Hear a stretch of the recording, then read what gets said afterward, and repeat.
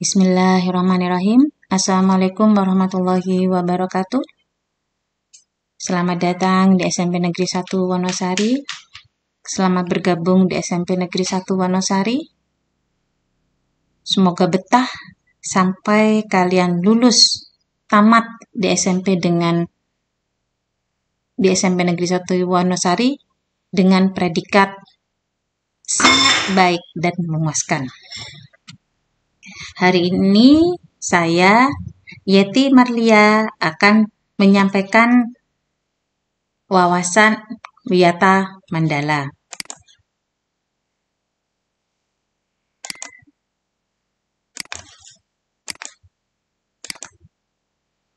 Wawasan Wiyata Mandala adalah sikap menghargai dan bertanggung jawab terhadap lingkungan sekolah sebagai tempat menuntut ilmu pengetahuan, di mana dalam wawasan Wiyata Mandala terdapat unsur-unsur sekolah sebagai lingkungan pendidikan, kepala sekolah, guru, orang tua siswa, warga sekolah di luar sekolah, dan juga masyarakat sekitar.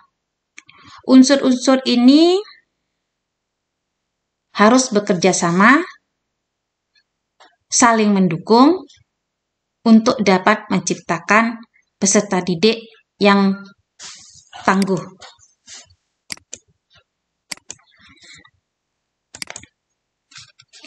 Kemudian fungsi dari sekolah itu adalah untuk mengembangkan ilmu pengetahuan dan teknologi, pandangan hidup dan kepribadian, hubungan antara manusia dengan lingkungan atau manusia dengan Tuhan. Jadi hubungan horizontal dan vertikal, kemudian mengembangkan kemampuan untuk berkarya. Dan berikutnya adalah fungsi sekolah secara umum adalah tempat masyarakat belajar karena memiliki aturan atau tata tertib kehidupan yang mengatur hubungan antara guru, pengelola pendidikan, siswa dalam proses belajar mengajar untuk mencapai tujuan pendidikan yang telah ditetapkan dalam suasana yang dinamis. Ciri-ciri sekolah sebagai tempat masyarakat belajar seperti halnya yang Bu Yeti sampaikan sebelumnya, bahwa ada guru dan siswa. Kemudian tercapainya masyarakat yang sadar, mau belajar, dan bekerja keras. Jadi, teguhkan niat di sini di SMP Negeri 1 Wonosari mau belajar dan bekerja keras untuk mencapai cita-cita. Sehingga nantinya terbentuk manusia Indonesia yang seutuhnya. Prinsip-prinsip sekolah. Sekolah sebagai wawasan Wiyata Mandala selain harus bertumpu pada masyarakat sekitarnya, juga harus mencegah masuknya paham, sikap, dan perbuatan yang secara sadar ataupun tidak dapat menimbulkan pertentangan antara sesama karena perbedaan suku, agama, asal-usul keturunan, tingkat sosial ekonomi, serta perbedaan paham politik. Sekolah tidak boleh hidup menyendiri melepaskan diri dari tantangan sosial budaya dalam masyarakat tempat sekolah itu berada. Sekolah juga menjadi suri teladan bagi kehidupan masyarakat sekitarnya, serta mampu mencegah masuknya sikap dan perbuatan yang akan menimbulkan pertentangan. Manfaatkan ilmu sebaik-baiknya. Kalau ilmunya bermanfaat, maka sikap, perbuatan, dan pikiran akan selaras. Prinsip-prinsip yang harus diterapkan adalah sebagai wadah untuk memberikan bekal hidup, institusi tempat peserta didik belajar di bawah bimbingan pendidik, kemudian pelayanan untuk stakeholder, sekolah sebagai pengembangan bakat dan minat siswa, di mana untuk pengembangan bakat, potensi di luar intelijensi ini bisa diperoleh melalui kegiatan ekstrakurikuler dan pengembangan diri.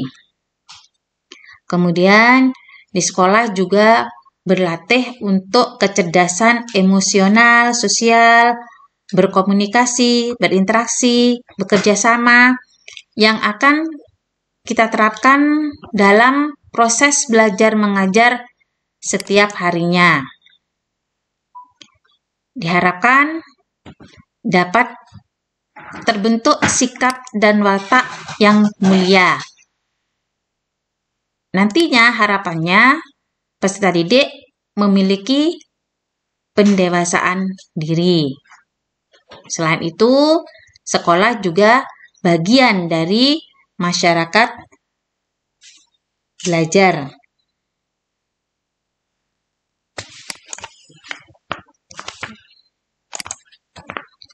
Penggunaan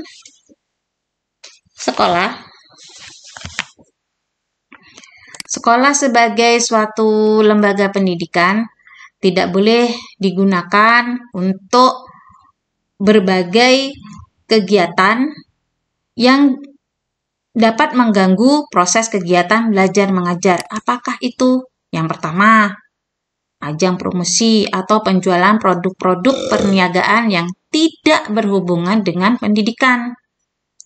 Sekolah merupakan lingkungan bebas rokok bagi semua pihak. Tidak boleh ada penyebaran aliran sesat atau penyebarluasan aliran agama tertentu yang bertentangan dengan undang-undang. Tidak boleh ada propaganda politik atau kampanye. Sekolah tidak boleh menjadi tempat syuting film dan atau sinetron tanpa seizin pemerintah daerah. Kemudian tidak boleh ada kegiatan-kegiatan yang dapat menimbulkan kerusakan, perpecahan, dan perselisihan sehingga menjadikan suasana sekolah tidak kondusif. Sekali lagi, mantapkan niat ke sekolah adalah untuk belajar.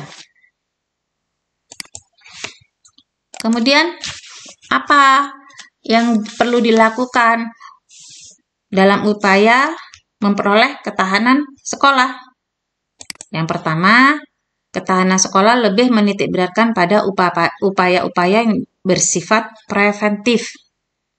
Untuk menjadikan sekolah sesuai dengan tujuan dan fungsinya, perlu dilakukan penataan wiyata mandala di sekolah melalui langkah-langkah. Yang pertama, meningkatkan koordinasi dan konsolidasi sesama warga sekolah untuk dapat mencegah sedini mungkin adanya kegiatan dan tindakan yang dapat mengganggu proses belajar mengajar. Melaksanakan tata tertib sekolah secara konsisten dan berkelanjutan. Ini berlaku untuk semua warga sekolah tanpa perkecualian. Melakukan koordinasi dengan komite sekolah dan pihak keamanan setempat untuk terselenggaranya ketahanan sekolah. Mengadakan penyuluhan bagi orang tua dan siswa yang bermasalah. Dengan harapan, jika masalah itu bersumber dari sekolah, dapat diselesaikan juga di dalam sekolah, tanpa sebisa mungkin melibatkan pihak luar. Mengadakan penyuluhan dan pembinaan kesadaran hukum bagi siswa, pembinaan dan pengembangan keimanan, ketakwaan, etika bermoral Pancasila, kepribadian sopan santun, dan berdisiplin. Pengembangan logika para siswa, rajin belajar, gairah menulis, gemar membaca, mencari informasi, dan membaca penemuan-penemuan para ahli untuk mengembangkan inovasi dan ide-ide dari peserta didik. Mengikut sertakan siswa dalam kegiatan ekstrakurikuler dan pengembangan diri, sehingga ada keseimbangan antara kegiatan akademis dan non-akademis. Yang terakhir, mengadakan karya wisata dalam rangka pengembangan ilmu pengetahuan dan teknologi. Bagaimana mekanisme pelaksanaan Wiyata Mandala di sekolah? Bisa dilaksanakan secara terpadu, bertahap, dan berlanjut. Melalui tahap yang pertama adalah preventif, yaitu upaya untuk meniadakan peluang-peluang yang dapat memungkinkan terjadinya kasus-kasus negatif di sekolah melalui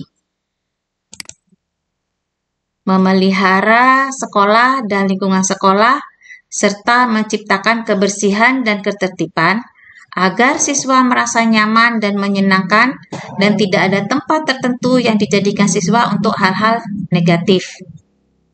Jadi, patuhi tata tertib yang sudah berlaku di sekolah.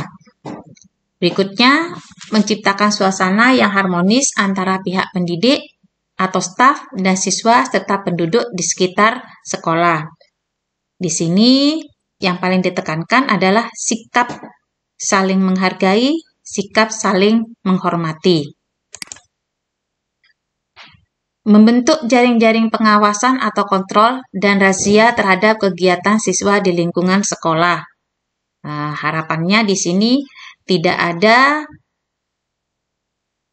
hal-hal yang tidak berkaitan dengan belajar yang dibawa ke sekolah. Menghilangkan bentuk-bentuk perpeloncoan pada saat MPLS. Ini memang sudah tidak ada, apalagi pada masa pandemi seperti saat ini. Meminimalisir keterlibatan kelompok maupun perorangan dalam kegiatan sekolah. Nah, ini maksudnya jika tidak ada kepentingan dengan proses belajar mengajar, tidak ada pihak luar yang masuk ke lingkungan sekolah tanpa izin. Mengisi jam-jam kosong dengan pelajaran atau kegiatan ekstra lainnya. Meningkatkan kegiatan ekstrakurikuler pada masa awal atau akhir semester dan masa liburan sekolah. Peningkatan keamanan dan ketertiban khususnya pada saat berangkat atau usai sekolah. Nah, ini yang banyak terjadi. Berangkat sekolah masih mampir-mampir. Nyampe sekolah terlambat. Atau pulang sekolah, tidak langsung pulang ke rumah, masih mampir-mampir juga. Sehingga masih dicari oleh orang tuanya. Tahap berikutnya adalah tahap represif, yaitu upaya untuk menindak siswa yang telah melanggar peraturan-peraturan dan tata tertib sekolah. Apa saja upayanya? Yang pertama, mendamaikan para pihak yang terlibat perselisihan berikut orang tua atau pendidik pembinanya. Membatasi areal tempat terjadinya aksi. Jadi, jika itu masalah timbul di dalam sekolah, selesaikan di dalam sekolah. Jika itu masalah timbul di luar sekolah, silakan selesaikan di luar sekolah. Berikutnya, menetralisir isu-isu yang berkembang dan mencegah timbulnya isu-isu baru. Pada saat seperti ini, jangan terlalu percaya pada berita-berita yang tidak jelas sumbernya. Dan jangan juga mudah meneruskan berita-berita yang belum terbukti kebenarannya. Selanjutnya, upayanya adalah berkoordinasi dengan pihak keamanan apabila terdapat pihak luar sekolah yang melanggar keamanan, ketertiban, dan perbuatan kriminalitas di lingkungan sekolah. Sudah jelas ya? Kalau tidak ada kepentingan, tidak usah berada di lingkungan sekolah. Berikutnya, mengungkap lebih lanjut keterlibatan pihak luar sekolah atas kasus yang timbul dan menyelesaikan secara hukum. Mengikutsertakan para ahli untuk mengadakan bimbingan dan penyuluhan. Ini kalau kesehatan, ya yang mengadakan penyuluhan dari pihak puskesmas. Kalau misalnya untuk hukum-hukum lalu lintas atau masyarakat bisa dari pihak kepolisian dan sebagainya. Kemudian yang terakhir adalah memberikan sanksi sesuai tata tertib yang berlaku. Nah, ini pahami betul tata tertib yang ada di sekolah kita, laksanakan sebaik-baiknya, meminimalisir pelanggaran supaya tidak terkena sanksi. Itulah beberapa hal yang perlu Bu Yeti sampaikan kepada kalian. Untuk berikutnya, Bu Yeti beri tugas. Bisa selanjutnya kalian kumpulkan kepada Bapak Ibu Panitia MPLS, yaitu deskripsikan sebanyak-banyaknya tentang SMP Negeri 1 Wonosari dan warga sekolah. Maksudnya begini, apa yang kalian ketahui tentang SMP Negeri 1 Wonosari? Tentang lingkungannya, tentang sarana prasarananya, tentang kepala sekolahnya, siapa guru-gurunya, siapa karyawannya, peserta didik yang sudah di SMP Negeri 1 Wonosari, prestasi-prestasi yang sudah diperoleh, apa yang membuat kalian bersemangat sekolah di SMP Negeri 1 Wonosari, dan sebagainya. Silakan tulis sebanyak-banyaknya. Cukup sekian, terima kasih. Wassalamualaikum warahmatullahi wabarakatuh.